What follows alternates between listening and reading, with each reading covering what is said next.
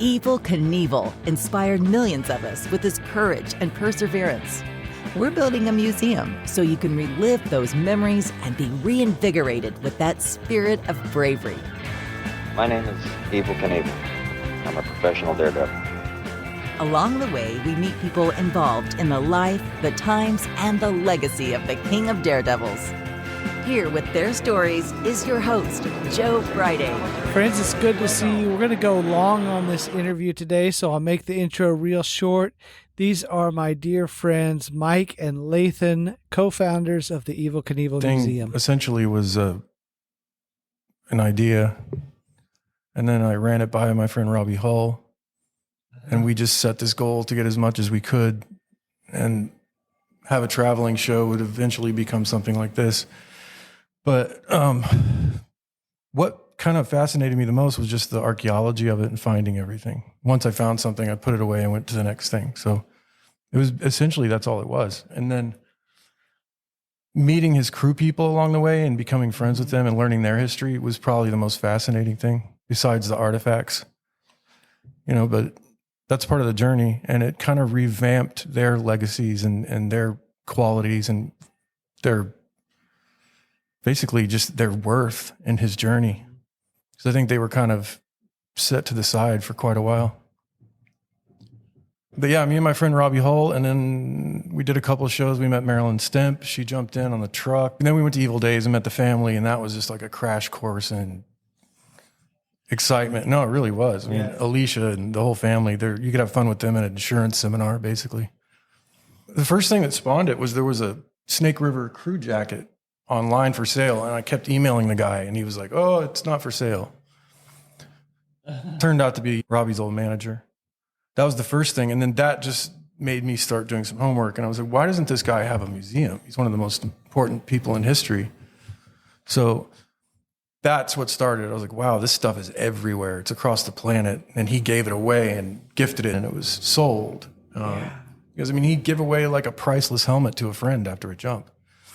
And that's how I found most of the stuff, was photographs and paperwork. The Snake River leathers, the Sports Illustrated suit, for instance, I had a hunch and I heard a rumor, and then I was at a bar in Butte, and this guy's like, my friend has those. I was like, okay, I got to go find this guy. And that was how I tracked those down. It took 3 years. But that's the fascinating part of it, is the archaeology. There was not a museum? Nothing. There was attempts. He tried 5-6 times, but he was dealing with people all the time that were vice versa, either using him or he was using them. Who knows? Things went south all the time. And I met these people, and they're like, oh, this and that. They all had a story, but who knows what the truth is. That's part of the fascination with him. He had one at the Maxim he was trying to do. Several places there, downtown. But What was that Niagara Falls? They called it the Evel Knievel Museum. Oh, Mark DeMarco's place. He's actually become a really good friend, but he's a character and we love him. But that's where we got this that took probably 10 years to get that. And one of the XRs was there. Well, this is the X21, actually. They were called 117 and 711 for code names. I think that one's... That's 7-Eleven, I think. 711. Yeah. I'm going to go get a big gulp. Yeah. Some of this stuff slipped through the cracks in my head. But the plan was if this one had issues, they would replace, instantly use the other Sky Cycle. They had to have two, but... And they ended up shooting this one with a test. Yeah, and this one had a dummy, and they did it quietly, and it went straight in the drink, too. Same.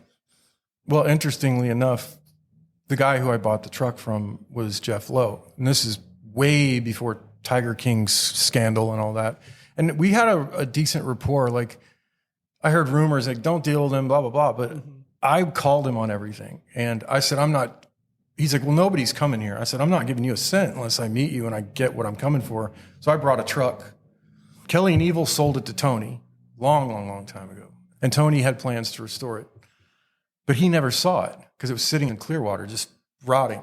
So Jeff goes down there after he buys a helmet off of Tony, and he's like, it's not worth scrap. It's worth nothing. It's you got screwed. Like, you could never restore this, blah, blah, blah, which is sort of true.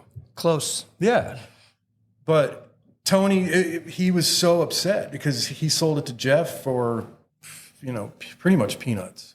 it's just to look at that thing. I looked at it and was like, I saw gold. I was like, I don't care what it takes. This thing's getting restored. My friend Rob and I just worked on him and worked on him and worked on him. And he kind of was fed up with this whole thing too, I think, with dealing with the collecting and the process. But he finally was like, okay, X amount of dollars. And I was like, are you no BS? You know, and I was like, I'm not sending you any money without the title. So it was like a process for several days. And then he raised the price $5,000 at the last minute. But he FedExed the title. And at this time I was buying leathers and things like that and bikes and pallets of Evel's photos, and just, it filled up a U-Haul. I remember it was a Halloween of 14 or 13. Yeah, and I flew out to South Carolina, rented a U-Haul in Savannah, Georgia, and drove down to Beaufort and walked in there, shook his hand, and he had all the things there.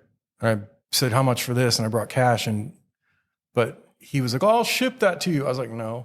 So I had 2 duffel bags. Well, I had 2 duffel bags, and I filled those with the leathers and the outfits and all the important stuff. And the only things I left were the bigger pieces, like the Canyon bike and baskets and buckets full of photographs and things and photo albums. But it's funny because I paid him for that, took what I could carry and get on a plane with the first time. The second time out of U-Haul. The third time, he's like, oh, I'll ship this pallet out next week. Months went by, and he didn't send it. I flew out there again. And I went in there, and he's like, hey, bro. And I was trying to get the curtain for the truck, the last piece of curtain so we could scan it and have it replicated for the truck. And I went in there the last time, and he was like, I know what you're here for. Because I've texted him every day. I need to get, he's like, no. And when I walked in there, he had it in his hand, and he just gave it to me. 2 days later, I flew to Elizabeth Trucking Center where the me and Louis Ray went there to this truck. We went to the yard, and I couldn't believe all the interior was stacked up in there, and the horseshoe was still there. And that's thankfully, due to the diligence of those guys. They piled everything up and locked it in the truck. So then I went up to this guy immediately, and I was like, can you start restoration? He goes, yeah, give me 3 months. And I waited 3 months, and he just never did anything. And then a year went by, and I was about to explode. It was just really frustrating because it's expensive to move and the whole thing. So the former partner of mine that he had connections with from restoring Jerry Lee's bike said, let me try this guy, and I'll call him. I was like, where does he live? And he's like, Topeka. And I was like, okay. So that's how it started. I mean, he called Mike, and Mike can tell you what he said, but I flew here like a week later and just went in his office and was like, hey, let's, make eye contact. And I'd had a lot of people try to partner with me before along the way, and I just stayed away from it and just kept singularly focused on the goal, which was to plow through hemorrhaging money. But yeah, I was looking for the right guy to have my back and to partner with, and it was him. And he immediately got it because he was a fan, and he was at Hutchinson Jump when he was 7 years old. 4 years old, actually. I thought it was 7. Yeah, it was 4. Oh, you're younger than I thought. Yeah. But no, it was the right thing, and it was perfect, and it made sense, and it was the right people, and it was, they believed in me. That was a huge part of it. So that's it in a nutshell. The archaeology aspect was the most fascinating thing for me. Yeah. That's what got me off, was finding something that was missing in the historical significance. But it started with a phone call, and here we are. And to go back to the original thing, Rob Mariani and Brad Wyke, they tried to restore the truck as well, but they didn't own it. And Jeff kept saying, they were spending their own money, and they spent thousands of dollars. So they got to the point where Jeff just would ghost them, and they were finally like, we can't do anything. This isn't our truck. There's not going to waste any more money on this. So I just kept hounding him. Rob would text him every day. I would text him. Rob would be like, sell the truck to Lathan. Sell it to him. And Rob had done the show American Trucker and had that whole thing where he went to Florida and excavated it. Well, yeah, but look how many people it took. 92 people. And through 3 years, or I was like the interior decorator and did all the graphics, and Mike just got guys on the trailer and a guy on the wheels, and endless donations. We're really appreciative of that. There's what was that one guy that he just wanted to sand the top of the trailer? He did. All day long. He wanted to come in and polish. People they were so excited to throw in anything they had. And that's what's so special about it, I think. But that's how it ended up here. He had it transported almost immediately, and we were off and running. Well, Jerry Lee's daughter said, let's call Mike Patterson. And I was like, does he do what, oh, he restored my daddy's bike. And so that's Mike can tell the rest of it because he's like, yep. We did. That's, my family is Harley Davidson dealership has a franchise, and we've had it for this year being 75 years. So we're one of the oldest family-owned Harley dealerships in the country, like in the top 10. One thing we do to embrace that history is we do restorations on bikes. So we do jobs for people all over the country, literally all over the world now. So we got called by the Lewis family in about 2014 to do Jerry Lee's 1958 Harley that he had been given by Harley Davidson. They had gifted him the bike because, at that point he was like I guess what you consider a social influencer. He was. That's how they were utilizing him. Was there Elvis also? Elvis got a bike in that same time frame. They were both just bikes from Harley.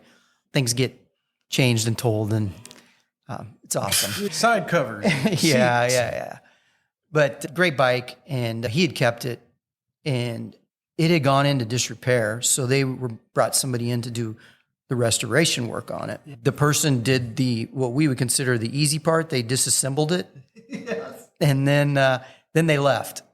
So they were kind of stuck with a pile of parts, and that's when they called us. They found us. The call was made by his son-in-law to me, and we said, sure, we'll restore the bikes. Bruce Zimmerman and I, who's I've worked with here for almost 40 years, we drove to Memphis. We took a film crew with us, and we went and picked up the bike at Jerry Lee's house and went into his garage, and the garage was just full of stuff. Cars, boats, stuff, like packed. And in the garage were the motorcycle parts, and they were in buckets, boxes, drawers, sacks, just kind of scattered throughout the place. So Bruce and I spent about an hour just looking for Harley parts and pulled them all out, put them all into buckets, and put them in the van and took them home. But before we left, we got to go inside and hang out with the killer. Yeah, had some tea with him in his wood-paneled living room with the piano and the gold records on the wall. And he was tired that evening because he had been up the whole night before. And I said, are you still, he was 76 at that point. I said, are you still partying like a madman? And he said, heck yeah. I'm not sure he said it exactly like that, but great balls of fire. Yeah, and then he headed off to bed. So that was our visit with Jerry Lee, and it was really surreal and really cool. And he looked at me straight in the eye and pointed at me and said, "Killer, you better do a good job." That was pretty cool when he called me the killer. We took the bike back and spread all the parts on the floor and took a picture and then went to work. And, restorations take a while. It was about a year, maybe a year plus job. We brought it back to museum quality. They got it back to Jerry Lee. He was thrilled. Put it in his living room. They, as a family, decided to sell it a couple of years later, and they sold it on Mecum auctions. And Mecum made a really big deal of it. When the auction started, they brought Jerry Lee out, and he stopped the auction, played Great Balls of Fire, and they restarted the auction up. And with the consignment fee, the bike ended up going for $385,000, which was like a top 20 bike of all time for Harley at that point. Just recently, we saw a little article on the internet come out, and it said top 5 Harley Davidsons of all time, and it was on there. It was one of them. That was surprising. Congratulations. Yeah, so that kind of vaulted us even a little further with the restoration business. And then fast forward, and about a year later, and I get a call from the Lewis family, and they said, hey, we have this friend, Lathan McKay, and he's the world's leading Evel Knievel collector. So my interest was piqued because, I grew up in the Harley Davidson business, and I was a kid of the 70s, so I was obviously, like all other kids in the 70s, maybe even more so, I was into Evel Knievel. So I'm listening, And he said, yeah, Lathan, he bought Big Red, Evel's Mack truck and trailer. And it's in Elizabethtown, New Jersey. And they're looking at it and they're not doing anything. And we're trying to find somebody to restore this thing. And we know you guys restore motorcycles. Mm-hmm. So do you know anybody? Can you give us a referral for somebody that can restore a Mack truck?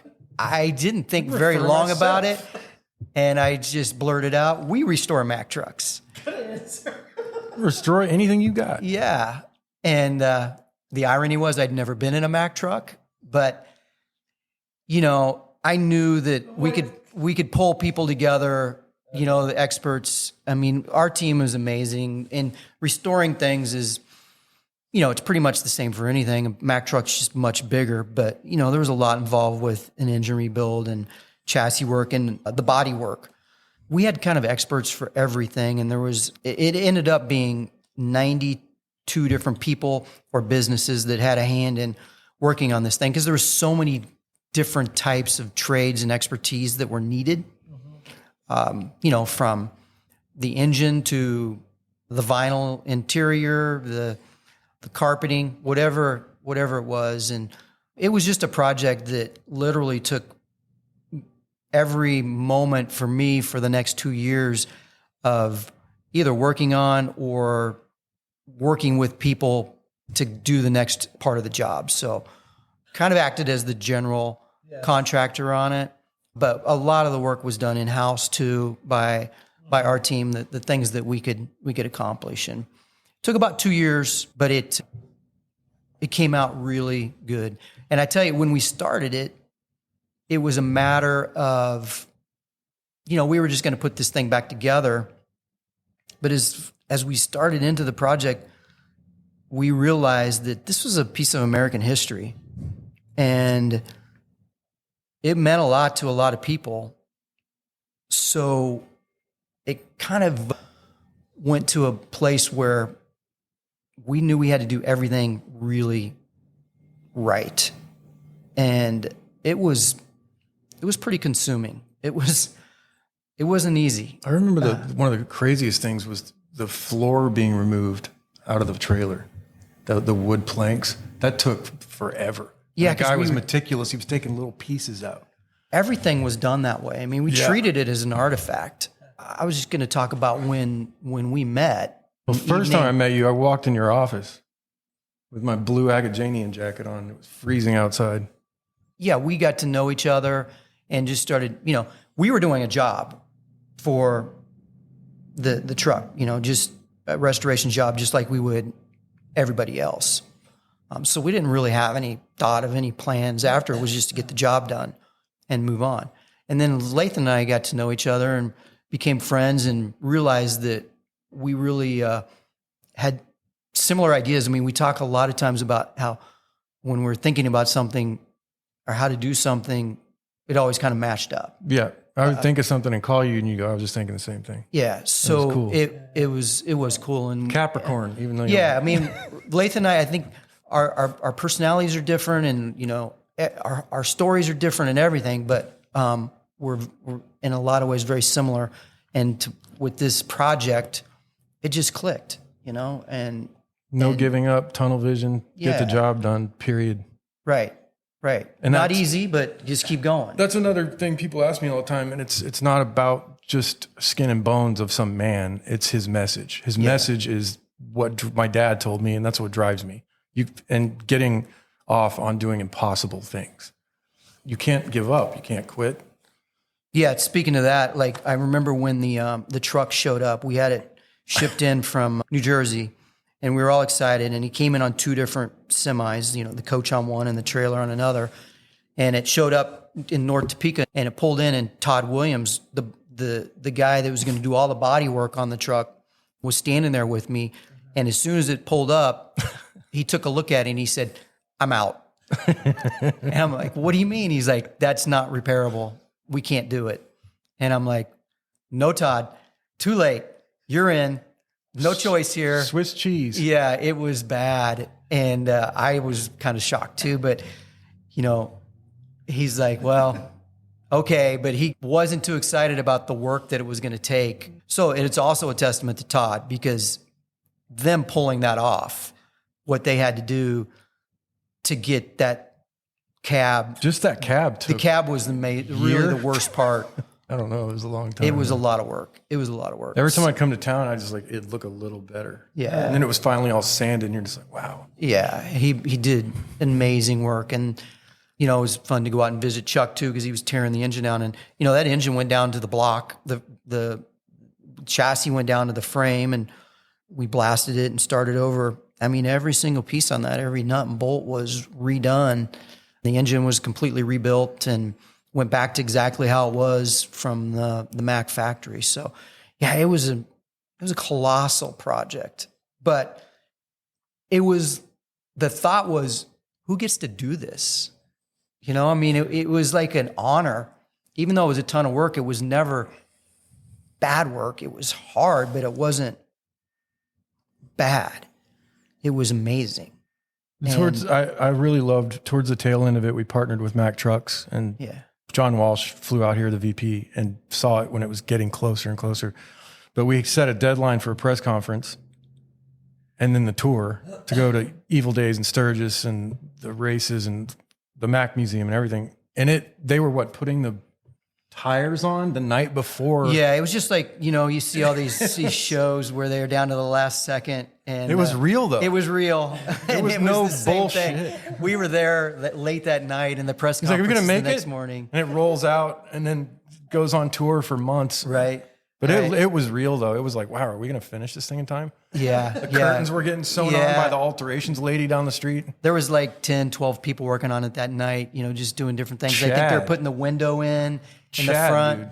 Chad Halapaska was wiring that thing till the night before. Yeah, there was a lot of wiring. Yeah, so and the paint work too, which, you know, we brought in Evel's painter, his most famous painter, George Sedlak, and had him help with the graphics on it. And Lathan just spent a ton of time working on the exact graphics, and not only just the graphics themselves, but how they were proportioned and sized.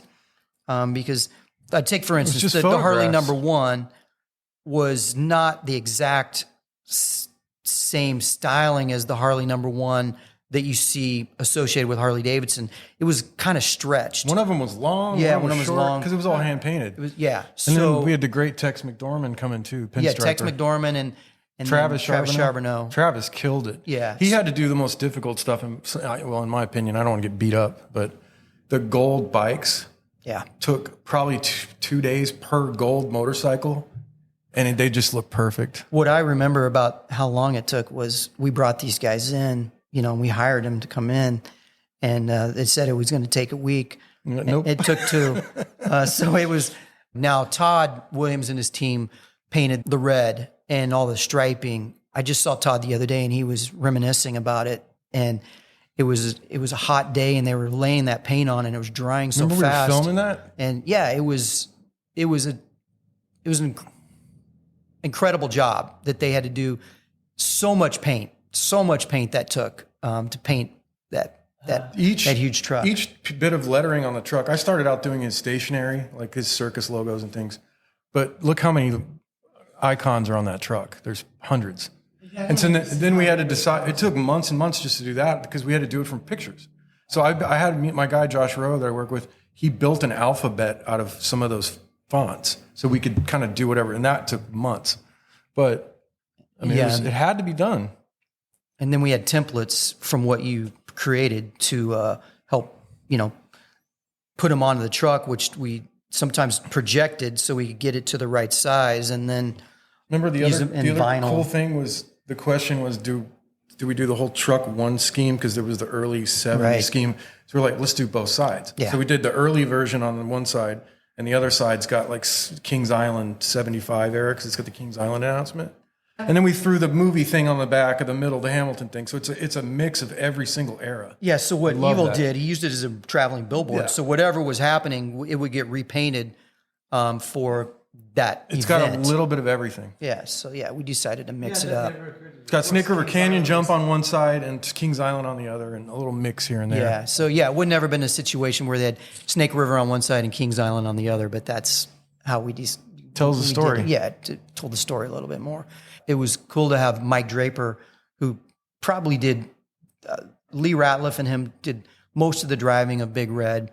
And Mike doesn't live very far from here in Wichita, Kansas. So he would visit us regularly and really helped with the interior. Like, hey, you guys are doing it right. You know, we used pictures to get it back to what it was. Because when we got that thing, the roof had caved in. There was no floor. It had been raining into it. So the cabinets were destroyed.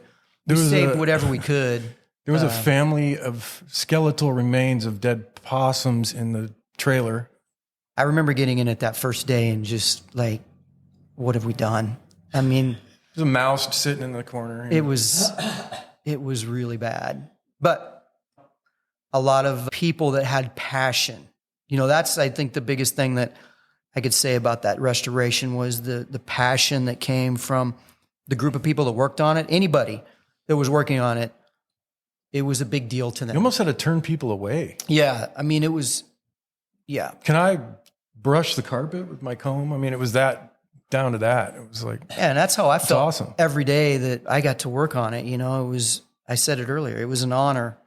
We had a lot of there was some really cool help. Some nice bills that came across. Oh your man, desk. this was Your desk. this was a gigantic, costly project, as it should be. I mean, there's a lot there, and there's nothing we could expect that. I think Marilyn put the first boost in before you and I decided to do something. That she put in a nice boost to help us get started. Marilyn Stemp was integral in making all this happen. Yeah, working with her was great and getting to know her through the project. Lathan and I, as we were working on this, and as I said earlier, you know, we became friends and kind of dreamers together. You know, the idea was to take this truck on the road, and Lathan had already done some shows where he took his artifacts out to different places and done events. But the idea was to take the truck out on the road. Yeah, my goal, besides getting it finished, obviously, was to bring it to Evil Days. Yeah. To just a big, not middle finger, because of the people that thought we couldn't do it. Yes. And I think that was one of the best days of my life when we rolled into town and everyone's just like, wait, whoa, what? Because it went down the same evil loop, same parade that it did 73, 74. But that was a huge highlight to prove everybody wrong. Way to go. Yeah. So the idea was, hey, well, what are we going to do with this truck, you know, in the meantime? So I thought, you know, we have the Harley dealership here. I remember saying, well, let's just build a big garage, you know, that's long enough for this to fit in, and we can set the truck in there and people can go down and look at it. That would be fun to have here. That was the idea for quite a while.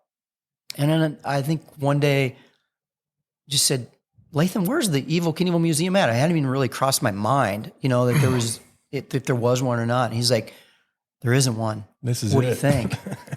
And we just kind of agreed. You're right at that looking at moment, we just said, like, let's just do one. Well, I remember you said, what do you want to do with all this stuff? And I Yeah. was like, what do you think? Yeah. We were And that's- thinking the same thing. We were thinking the same thing. At first, it was to get enough stuff to travel around with. And, Yeah. and the guy we should probably mention, because I got stuff from people across the world, but it was usually one or two pieces or one or, you know, whatever. But this guy, Brian Hendricks, that we found, we just lost him not long ago, sweetest guy in the world. But there was a guy who did an auction at actually 20 minutes from where I live, cruise auctions. I was in high school. It was 95, I think. And this Brian Hendricks guy goes down there with $25,000, $30,000. That's all he had. And he bought 80% of the items at that auction.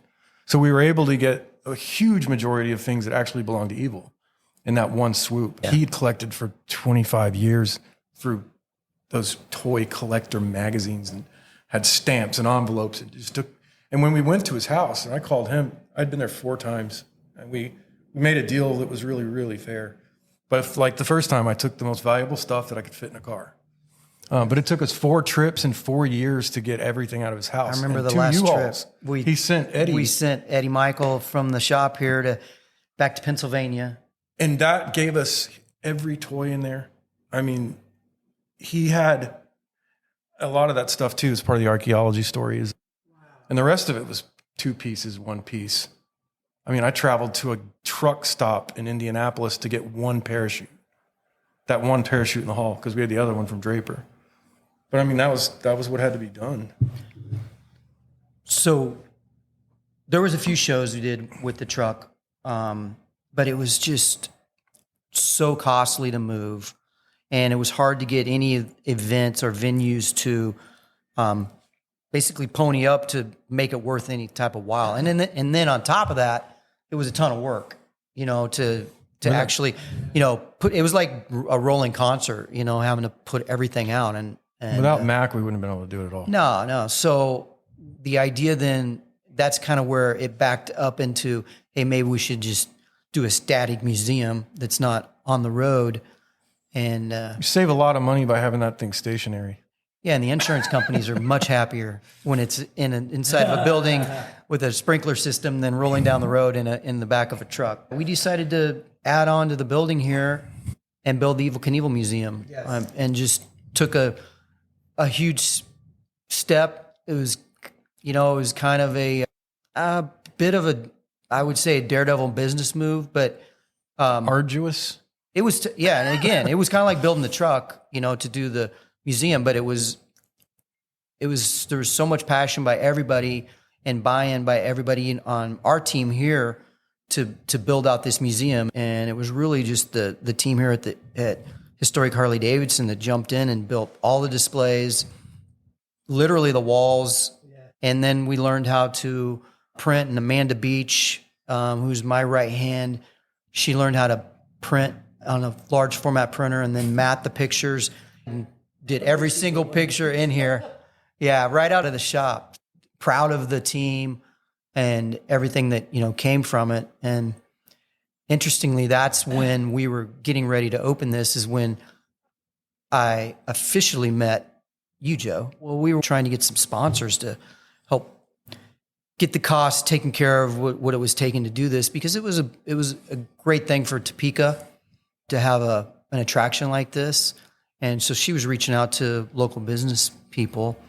And I remember meeting you down, it was in the ticket area, the first time that you walked in the door, and we were looking at the counter. Oh, yeah. Because your team redid our counter with a really cool blue metal top that was better than what we had. And it's just what we needed for an Evel Knievel museum for the ticket counner. And there's a lot of misconception with where all the money came from and who spent what. And it's another thing.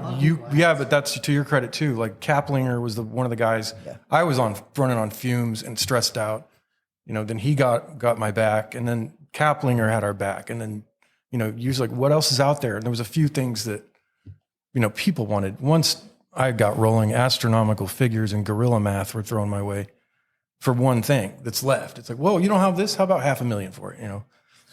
But there's a lot of people that came in, and not a lot, but a few that took a lot of stress off of our backs. Yeah, Jim really helped big time. You and I get to the point of getting enough things to open a museum. We could not open without a sky cycle. Yeah. When we decided to do the museum, that's when Lathan and I kind of stepped on the gas pedal to go find more things.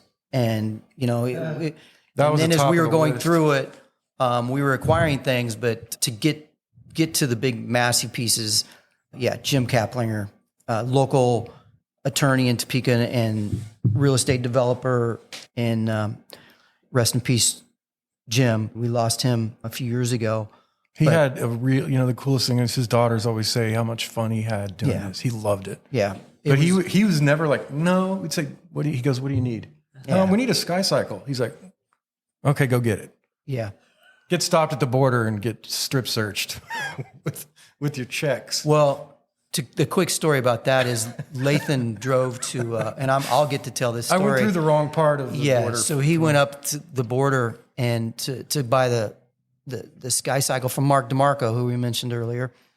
And Ryan Kavanaugh was with you. The cameras blazing. Yeah, and you know, these guys aren't like, I mean, I'm just gonna say Lathan's look and Ryan's look, they don't look like polished businessmen, you know, going into Canada to do a deal. I had been there a million times, but listen, here's the thing. We came in from Topeka.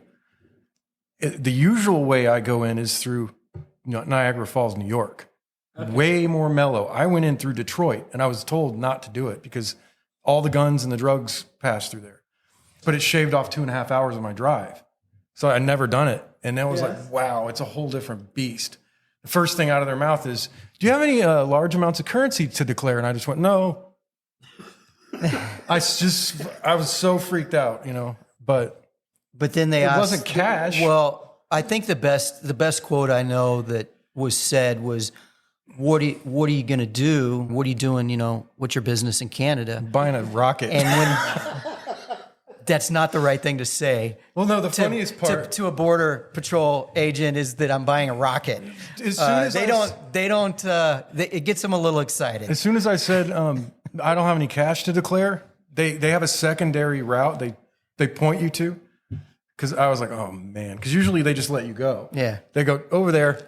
And so they took the whole car apart. It was freezing. Me and Ryan are just standing there like watching them take his car apart. What's all these cameras for? I'm like, well, we're filming something up there. What are you filming? Sky Cycle. And then I was like, please don't pull out my evil bag. And I saw her pull up the leather evil sack that I had around my neck, my little satchel, and she digging. And I had the 50 checks, bank checks, buried in the bottom under a bunch of letters. She pulled it up just like you would think, what's this?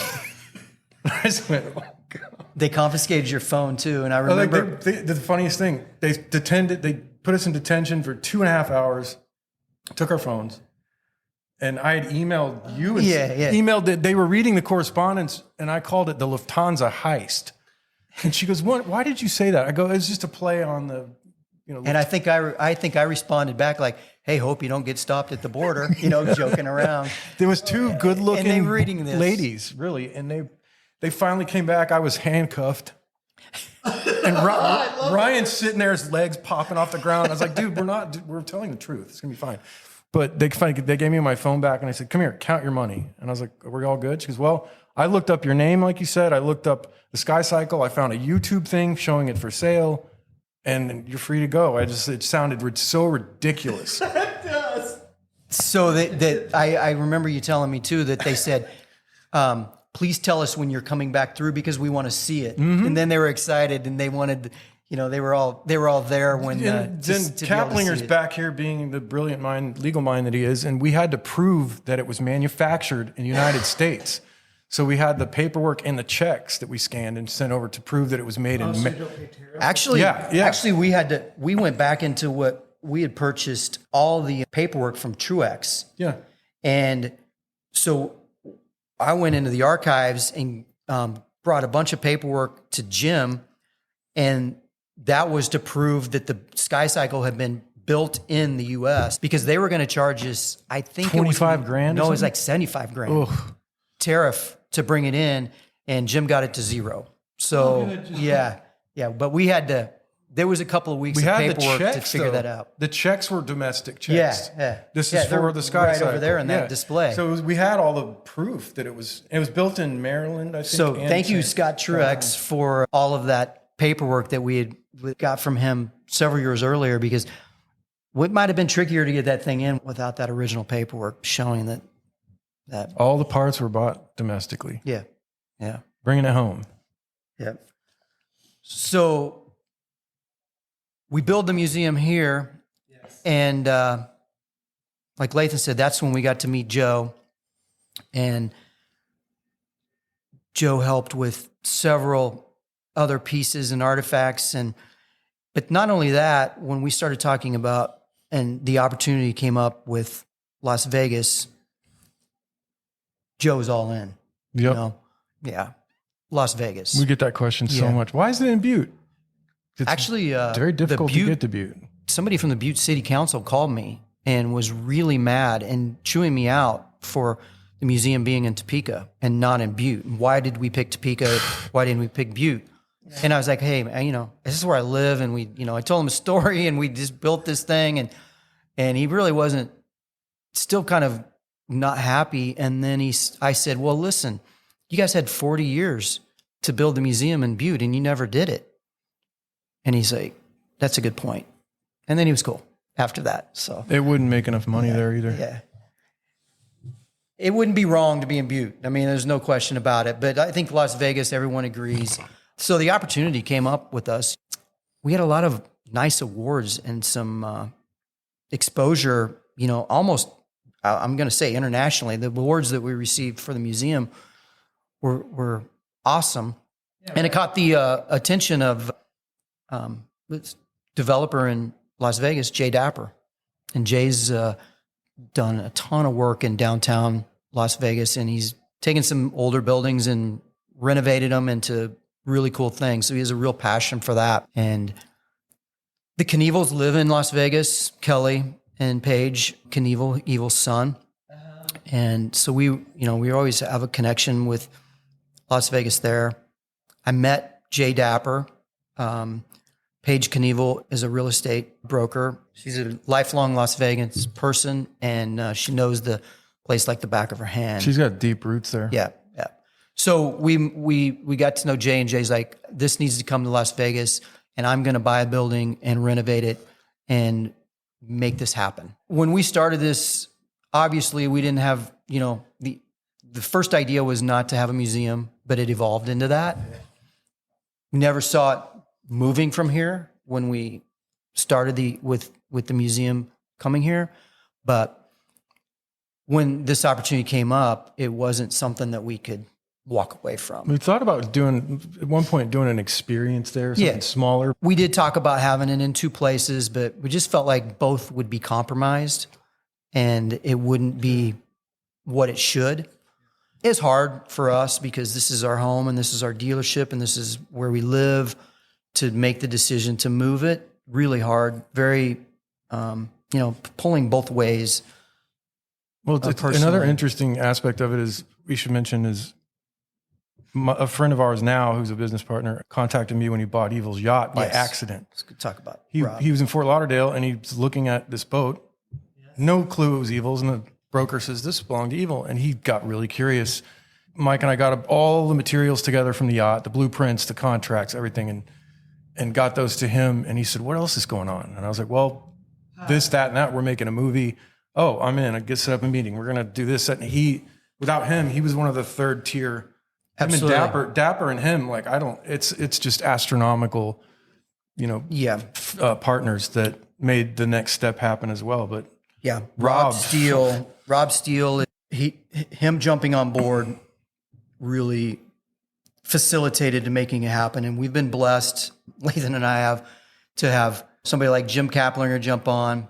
And then we got to meet Joe, and then to have someone like Rob Steele join Joe, Lathan and I. It feels good to have people believe in you. Yeah. That really pulls my tears right there. Because you're like, when I used to first hang out with Rob, he lives in my hometown also. But I would always just go, thanks for believing in us. Yeah. Because he did. Some people can spot the negativity towards certain aspects of your mission, but all he saw was positive. What do you need? Let's go. Yeah. And when we met him in Vegas, we met him in Vegas, he was just like, okay, what did he say? I'm impressed, guys. Yeah. That was 3 years ago now? Yep. We kind of had to, we had to meet him, and he came to the museum in Topeka. He wanted to see it. He met our team. And we weren't even here. No, I actually intentionally wanted him to meet our team without us here, just so he could see the type of people we had. And then we met him, I met him in Las Vegas and looked at some buildings in Las Vegas, and we decided on the Mission Linen building, which is a historic building in Las Vegas. It's been unoccupied for a long time. And how long? 20 years? At least, yeah, it's probably maybe more. It had that vibe of I emptiness. wouldn't be surprised if it was 20. The Arts District is where it's located. Everybody asks us where it's going to be. And the neighborhood where we're at has really cool new restaurants, a brand new boutique hotel right across the street. There's a massive project that is going in to the north of the building. The housing, I can't remember the name of the project. Midtown, I think is right.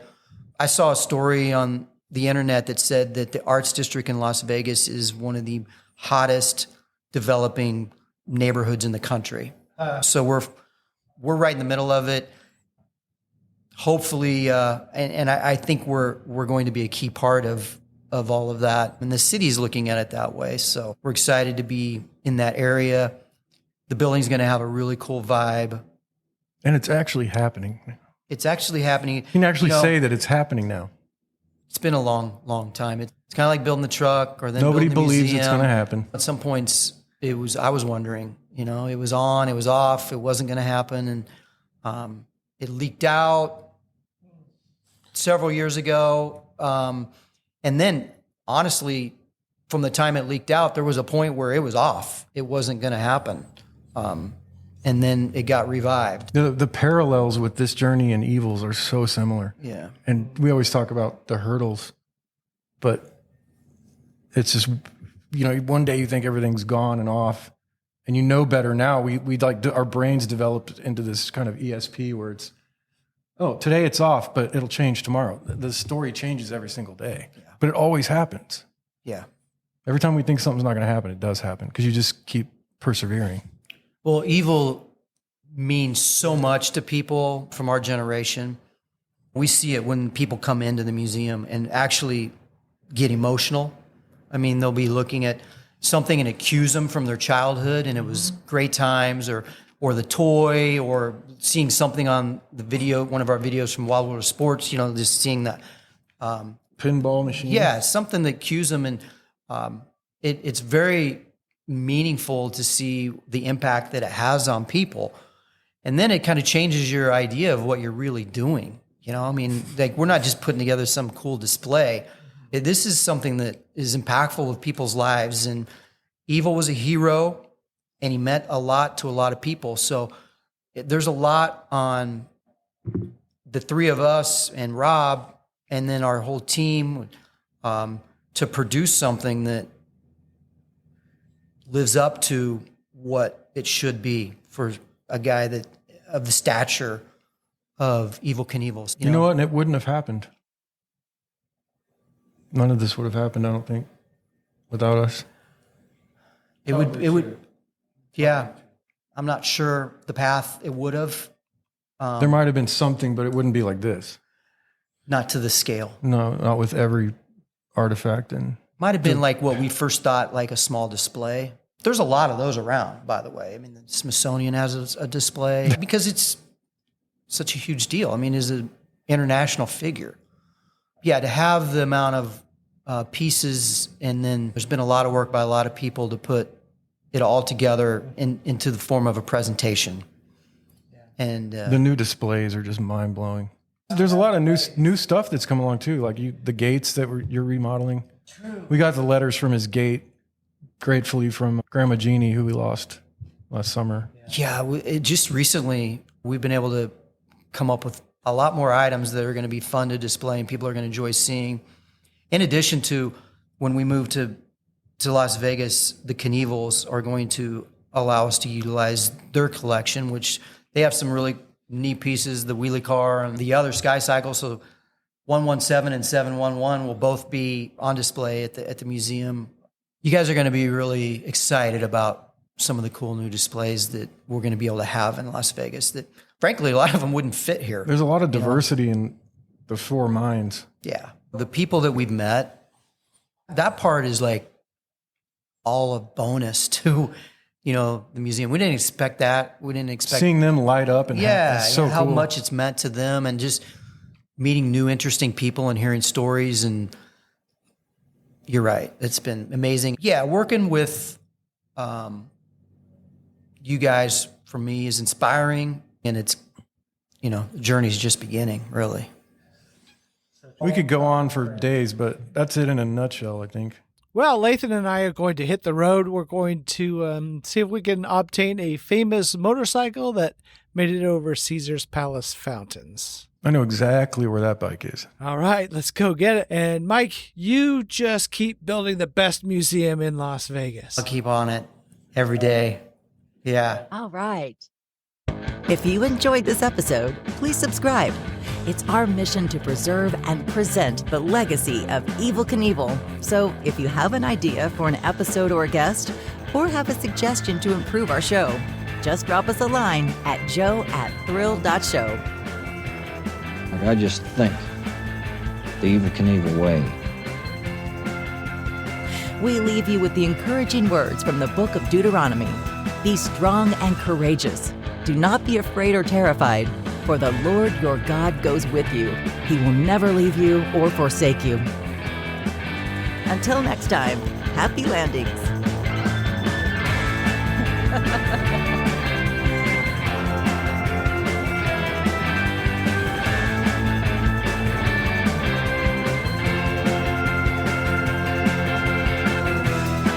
You like to fly by the seat of your pants.